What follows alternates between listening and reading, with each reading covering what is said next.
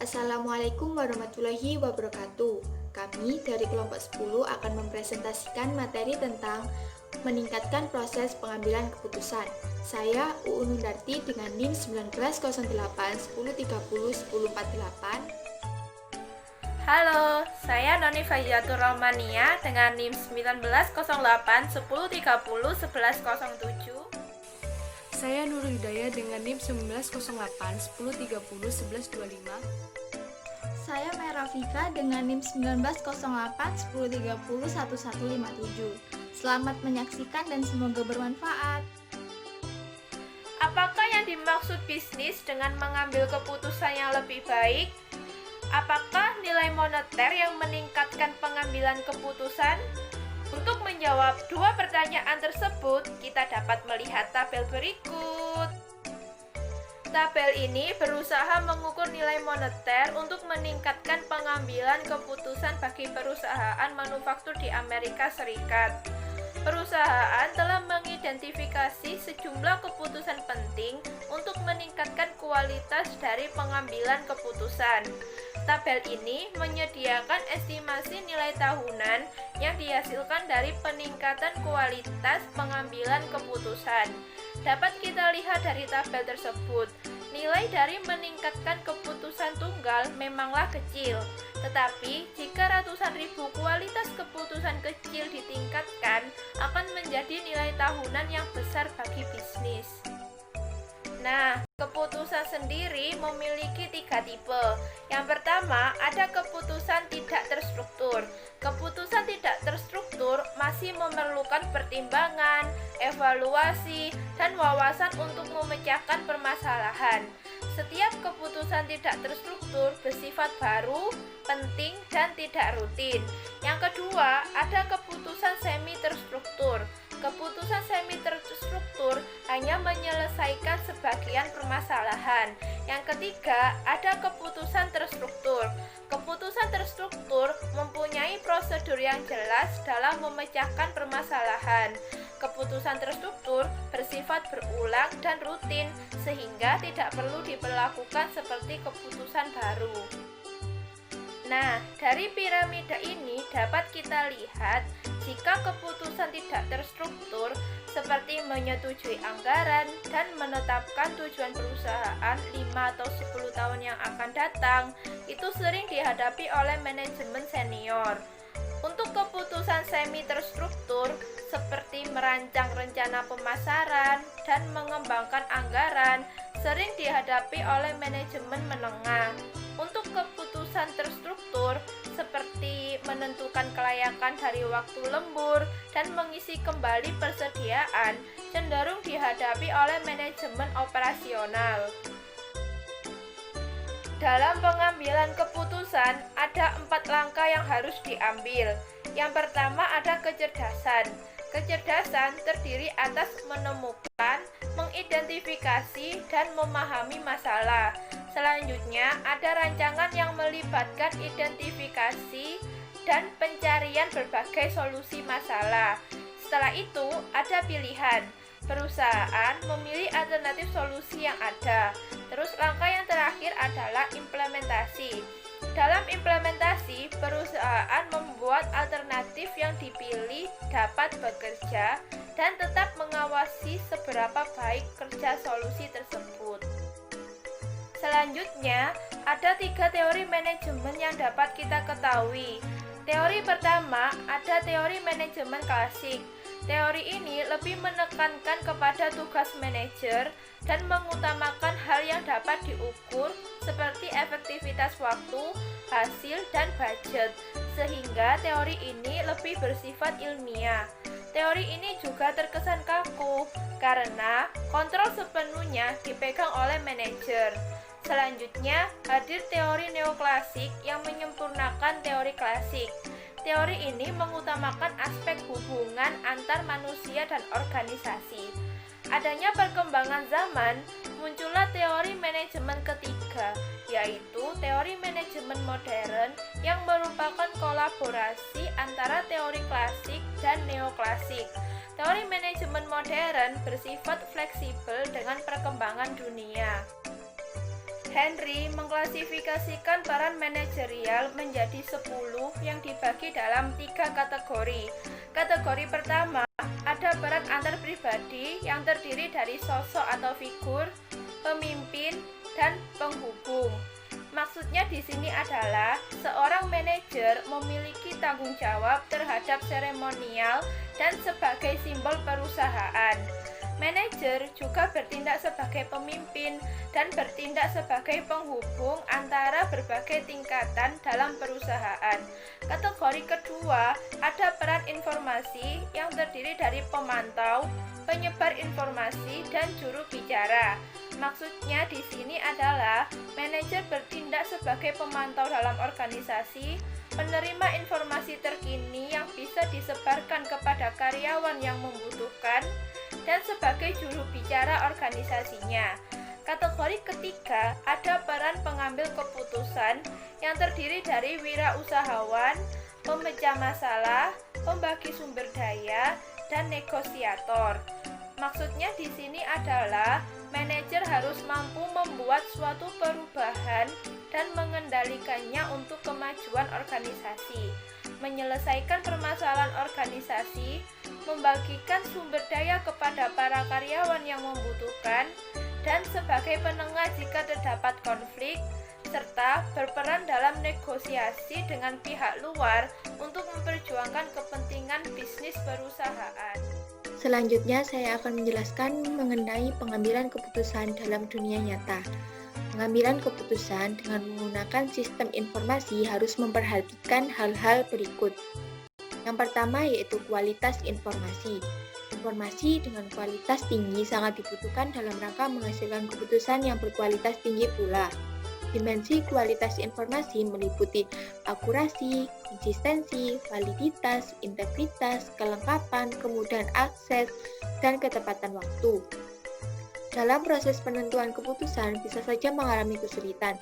Hal ini disebabkan oleh penggunaan sistem informasi yang tidak sesuai dengan kriteria kualitas.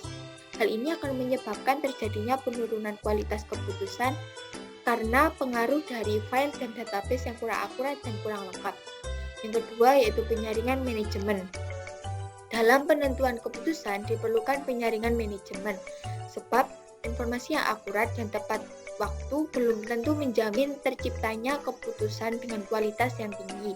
Peran manajer sangat diperlukan dalam memperhatikan informasi secara selektif, menekankan pengawasan terhadap jenis-jenis permasalahan dan penyelesaiannya, serta melakukan penolakan terhadap informasi yang memiliki bias.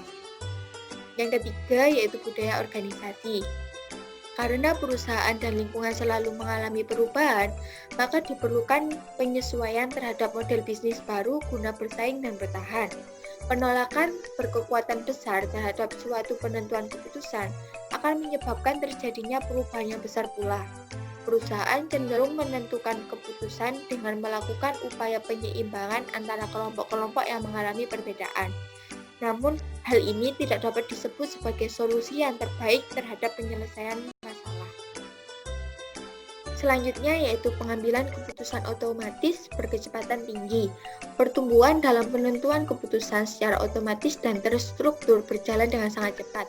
Kita dapat menggunakan search engine untuk memasukkan query. Kemudian search engine tersebut akan memilih URL yang akan ditampilkan dengan cepat. Rata-rata kecepatannya yaitu setengah detik. Penggunaan algoritma komputer di sini akan mendukung penentuan keputusan secara otomatis dalam waktu yang singkat. Algoritma komputer tersebut digunakan untuk merumuskan tahap-tahap yang harus ditempuh guna menghasilkan database yang besar, prosesor berkecepatan kilat, software yang optimal, dan keputusan yang berkualitas. Peran monitor dan pengendalian harus benar-benar dijalankan oleh para manajer. Hal ini berguna untuk menghindari kesalahan fatal yang tidak diinginkan. Selanjutnya, kita akan memasuki subbab yang kedua, yaitu intelijen bisnis di dalam perusahaan. Yang pertama ada intelijen bisnis dan pemasok. Intelijen bisnis merupakan infrastruktur teknologi informasi yang digunakan sebagai alat dalam penyimpanan, pengintegrasian, penganalisisan, dan pelaporan data baik yang berkapasitas kecil maupun besar dalam lingkungan bisnis. Intelijen bisnis digunakan oleh manajer untuk membantu dalam melakukan perencanaan dan menentukan keputusan dengan kualitas yang lebih baik. Selain itu, penggunaan intelijen bisnis ini akan mampu mendeteksi kegagalan dalam pemenuhan target, sehingga manajer dapat mengambil langkah untuk melakukan pengendalian dalam waktu yang singkat. 5 pemasok intelijen bisnis terbesar saat ini meliputi Microsoft, SAP, SAS, IBM, dan Oracle. Selanjutnya yaitu lingkungan intelijen bisnis. Elemen pertama dalam lingkungan intelijen bisnis yaitu data dari lingkungan bisnis.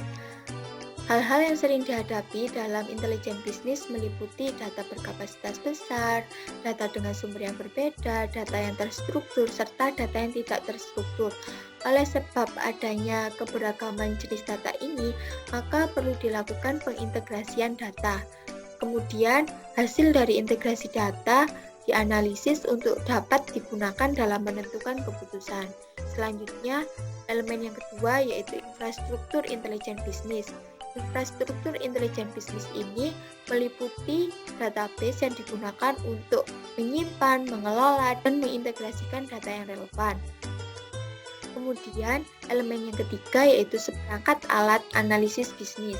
Alat analisis bisnis ini berupa software yang memiliki peran dalam analisa data untuk membuat laporan, menilai perkembangan bisnis, serta menyajikan tanggapan atas pertanyaan dari manajer. Yang keempat yaitu metode dan pengguna manajerial. Metode manajerial berupa pendekatan balance scorecard dan manajemen kinerja bisnis akan membantu manajer dalam menganalisis data. Penggunaan metode ini menekankan pada analisis terhadap strategi bisnis dan indikator kunci untuk kinerja bisnis. Peran manajer senior dalam melakukan pengawasan secara ketat sangat dibutuhkan. Hal ini berguna untuk menghindari permasalahan. Selanjutnya yaitu platform pengiriman. Platform pengiriman ini meliputi MIS, DSS, dan EIS. Platform ini digunakan untuk mendistribusikan informasi dan pengetahuan kepada seluruh tenaga kerja dalam suatu perusahaan. Selanjutnya yaitu elemen keenam, user interface atau antarmuka pengguna. Penggunaan software akan memudahkan bisnis dalam melakukan penyajian data secara visual. Selain itu, bisnis juga dapat menggunakan sosial media untuk melakukan distribusi informasi kepada tenaga kerjanya. Dengan adanya kemudahan-kemudahan ini, maka akan mendorong bisnis untuk menentukan keputusan secara efektif dan efisien dibandingkan sebelumnya. Intelijen bisnis dan kapabilitas analitis. Tujuan dari penggunaan intelijen bisnis dan analitis bisnis yaitu memberikan informasi real-time yang akurat kepada para pengambil keputusan. Terdapat 6 fungsi utama dari sistem intelijen bisnis, antara lain, yang pertama, laporan produksi. Laporan produksi merupakan output intelijen bisnis yang paling banyak digunakan. Laporan produksi yaitu laporan yang telah ditetapkan berdasarkan kebutuhan khusus dari industri. Contohnya dalam area keuangan, laporan produksinya berupa arus kas dan jurnal umum. Yang kedua, laporan yang memiliki parameter. Laporan yang memiliki parameter ini digunakan sebagai tolak ukur. Contohnya, kopi janji jiwa yang memiliki banyak cabang yang menggunakan analisis prediktif dengan membedakan waktu dan tempat penjualan pada laporan untuk menentukan strategi marketingnya. Misalnya, di daerah Jember yang paling laku itu es kopi tokat, sedangkan di Surabaya yang paling laku rasa matcha. Sehingga, kopi janji jiwa ini dapat menentukan strategi yang tepat dan memperkirakan produk yang akan dijual di masa depan. Yang ketiga yaitu dashboard atau scorecard, yaitu alat bantu visual guna menyajikan data kinerja agar penggunanya lebih mudah memahaminya. Yang keempat, ad hoc query atau pencarian, yaitu laporan yang diciptakan oleh pengguna berdasarkan pencarian dan query. Yang kelima, penelusuran, yaitu kemampuan menelusuri lebih mendalam untuk melihat data yang lebih detail. Yang keenam, skenario dan model, yaitu kemampuan untuk meramalkan dan menganalisis data dengan menggunakan alat bantu statistik yang standar. Siapa sih yang menggunakan intelijen bisnis dan analitis bisnis? Ada dua yang menggunakan intelijen bisnis dan analitis bisnis. Yang pertama, power users, yaitu orang yang berperan dalam mengolah data-data agar menjadi informasi yang akan disediakan bagi casual users. Contohnya, pengembang TI dan pemodel analitis. Kemudian, yang kedua, casual users, yaitu para pelanggan dari output intelijen bisnis, seperti eksekutif senior yang menggunakan dashboard dan scorecard untuk memonitor aktivitas perusahaan. Kemudian, para manajer menengah dan para analis yang menggunakan ad hoc analis untuk memasukkan query pada database dan menggali informasi sampai tingkat paling dasar. Kemudian ada para pelanggan dan para pemasok yang menggunakan laporan produksi. Analitis prediktif. Analitis prediktif digunakan untuk memprediksi kecenderungan masa depan dan pola perilaku dengan menggunakan asumsi, analisis statistik, teknik penelusuran data, dan data historis. Analitis prediktif dimasukkan ke dalam penerapan intelijen bisnis untuk penjualan, pemasaran, keuangan, dan lain sebagainya. Analisis Big Data. Big Data merupakan kumpulan data-data besar yang dikumpulkan dari media sosial dan data pelanggan online maupun offline. Analisis Big Data dapat membantu menciptakan pengalaman belanja yang dipersonalisasi secara real-time, seperti merekomendasikan produk pada pengunjung web berdasarkan anggapan dan riwayat pembelian pengguna di masa lalu. Visualisasi data, analitis visual, dan sistem informasi geografis. Visualisasi data dan analitis visual dapat membantu pengguna untuk melihat suatu pola dan hubungan dalam sejumlah besar data yang sulit dipahami apabila dalam bentuk daftar teks tradisional. Bentuk dari data yang disajikan yaitu grafik, diagram, dashboard, dan peta. Sistem informasi geografis. Sistem informasi geografis merupakan suatu alat bantu yang dapat memvisualisasikan suatu masalah yang membutuhkan pengetahuan mengenai distribusi secara geografis atas orang maupun sumber daya yang lain. Software sistem informasi geografis mengikat data lokasi terhadap titik-titik, garis, dan area dalam peta. Strategi manajemen untuk mengembangkan kapabilitas intelijen bisnis dan analitis bisnis. Terdapat dua strategi yang dapat digunakan oleh perusahaan. Yang pertama, satu solusi yang mengintegrasi secara menyeluruh, di mana satu pemasok dapat menyediakan solusi total yang mencakup hardware maupun software. Namun, perusahaan yang menggunakan strategi pertama ini akan memiliki ketergantungan terhadap harga yang ditetapkan oleh pemasok. Strategi yang kedua yaitu berbagai macam solusi yang disediakan oleh para pemasok terbaik. Strategi kedua ini lebih fleksibel dan lebih mandiri daripada strategi yang pertama. Namun, perusahaan yang menggunakan strategi kedua ini akan berurusan dengan banyak pemasok dan akan mengalami kesulitan dalam mengintegrasikan software dari beberapa pemasok yang berbeda. Selanjutnya kita membahas mengenai dukungan keputusan bagi manajemen operasional dan manajemen menengah. Jadi dalam perusahaan, manajemen operasional dan manajemen menengah bekerja pada ruang lingkup aktivitas operasional perusahaan, di mana mereka membuat perencanaan produksi, pemantauan kinerja divisi produksi, hingga memonitor pendistribusian dan penjualan produk mereka. Dan seringkali mereka dihadapkan untuk mengambil keputusan yang bersifat terstruktur, yaitu keputusan yang rutin dan berulang-ulang.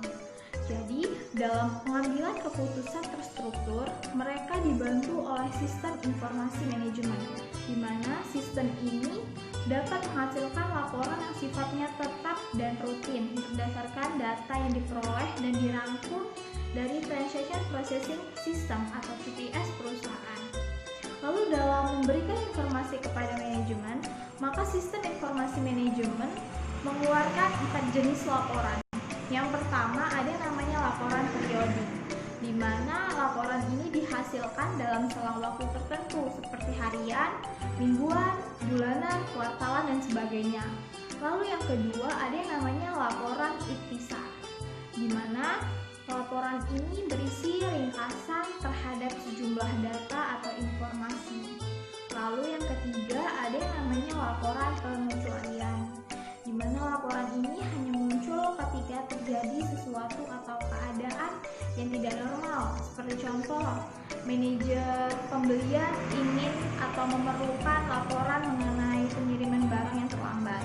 Lalu yang keempat ada yang namanya laporan perbandingan, di mana laporan ini menunjukkan dua atau lebih himpunan informasi yang serupa dengan maksud untuk dibandingkan. Jadi nanti hasil dari perbandingan ini akan dijadikan dasar atau bahan oleh manajer untuk mengambil keputusan yang bersifat terstruktur. Poin selanjutnya kita membahas mengenai dukungan bagi seni structured decision. Jadi kadangkala manajer dituntut untuk mengambil sebuah keputusan di mana sebagian bersifat rutin atau berulang-ulang dan sebagian lagi bersifat tidak struktur. Dan juga keputusan semi terstruktur menangani permasalahan yang unik dan cepat berubah. Oleh sebab itu, manajemen membutuhkan sebuah sistem yang fleksibel dan bisa mendukung dalam pengambilan keputusan semi terstruktur. Maka dari itu, Decision Support System atau DSS lah jawabannya.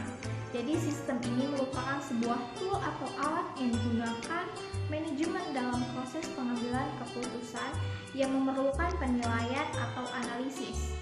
Decision Support System atau DSS ini membantu pengambilan keputusan manajemen dengan menggabungkan data, model, dan alat analisis yang didukung oleh perangkat lunak. Terdapat 4 komponen dari Decision Support System, yaitu yang pertama ada DSS Database yang merupakan kumpulan dari keseluruhan data atau informasi yang dimiliki oleh perusahaan. Yang kedua ada DSS Software, yaitu merupakan perangkat lunak untuk menganalisis data. Lalu yang ketiga ada model analisis sensitivitas yang merupakan salah satu jenis model analisis yang digunakan oleh perusahaan. Dan analisis ini lebih fokus pada pengaruh perubahan suatu variabel terhadap variabel lainnya. Dan yang keempat ada tabel pivot spreadsheet yang merupakan alat yang digunakan oleh manajer dalam menyelidiki pola-pola tertentu. Selanjutnya, setelah kita membahas mengenai dukungan bagi keputusan terstruktur dan keputusan semi terstruktur, maka saat ini kita membahas mengenai dukungan bagi keputusan tidak terstruktur, di mana keputusan ini bersifat lebih rumit karena sifatnya tidak berulang, tidak rutin, dan diperlukan perlakuan khusus dalam pengambilan keputusan ini. Oleh sebab itu, manajemen biasanya dibantu oleh Executive Support System atau ESS, di mana sistem ini dapat membantu manajemen dalam pengambilan keputusan yang tidak rutin, yang mengharuskan adanya pertimbangan, evaluasi, dan wawasan dalam proses pengambilan keputusan. Selain itu, sistem pendukung eksekutif ini tidak hanya menyediakan data internal, tetapi sistem ini juga menyediakan beberapa data eksternal seperti perubahan pajak, kondisi pasar terkini maupun kondisi kompetitor atau pesaing terkini. Selain itu, Executive Support System juga telah dilengkapi oleh kapabilitas dari Business Intelligence, di mana dengan kapasitas ini atau dengan kapabilitas ini maka mendukung sistem untuk bisa menganalisis tren terkini serta penelusuran informasi yang lebih terperinci. Selain itu, dalam mengembangkan sistem ini, maka perusahaan harus memiliki metodologi, di mana metodologi ini menentukan informasi apa yang paling penting yang dibutuhkan oleh para eksekutif atau para manajemen senior. Saat ini terdapat 2 metodologi yang digunakan oleh perusahaan. Yang pertama ada metode Balance Scorecard dan yang kedua ada metode Business Performance Management. Mari kita bahas satu persatu. Jadi yang pertama itu ada metode Balance Scorecard, di mana dalam metode ini pengukuran kinerja perusahaan difokuskan terhadap 4 dimensi, yaitu customer perspective, financial perspective, internal business process perspective, dan learning and growth perspective, di mana masing-masing dimensi ini diukur oleh indikator kinerja utama atau yang disebut dengan Key Performance Indicator. Lalu, metode balance scorecard ini jelas sangat berimbang karena para manajer tidak hanya fokus pada satu dimensi seperti hanya fokus kepada keuangan, tetapi manajer dituntut untuk fokus terhadap 4 dimensi kinerja perusahaan. Jadi selain metode scorecard, perusahaan juga bisa mengadopsi metode manajemen kinerja bisnis atau business performance management, di mana metode ini mengumpulkan segala proses bisnis yang dapat digunakan oleh manajemen senior untuk memaksimalkan kinerja perusahaan demi tercapainya tujuan bisnis. Jadi dengan kata lain bahwa metode ini lebih menekankan pada eksekusi dari strategi bisnis yang telah ditentukan. Selanjutnya, setelah mengembangkan metodologi, maka perusahaan harus memiliki kapabilitas atau kemampuan untuk pendistribusian atau menyebarluaskan informasi kepada para manajemen senior atau kepada para eksekutif ataupun para pihak-pihak yang membutuhkan informasi secara cepat dan tepat. Maka ketika pengembangan metodologi telah dilakukan dan pendistribusian informasi telah dilaksanakan, maka eksekutif support system ini dapat berjalan secara maksimal dan tentunya akan sangat membantu para manajemen senior dalam pengambilan keputusan yang bersifat tidak terstruktur. Selanjutnya kita membahas mengenai Group Decision Support System atau GDSS, di mana ini merupakan sebuah sistem yang dirancang untuk mendukung pengambilan keputusan tidak terstruktur bagi sebuah kelompok dalam organisasi bisnis. Sistem ini berbasis komputer dan memanfaatkan teknologi komunikasi, sehingga bisa dikatakan bahwa sistem ini berkontribusi karena mendukung dalam proses pengambilan keputusan kelompok. Karena sistem ini bisa menyediakan sarana komunikasi kelompok dalam bentuk virtual seperti konferensi video.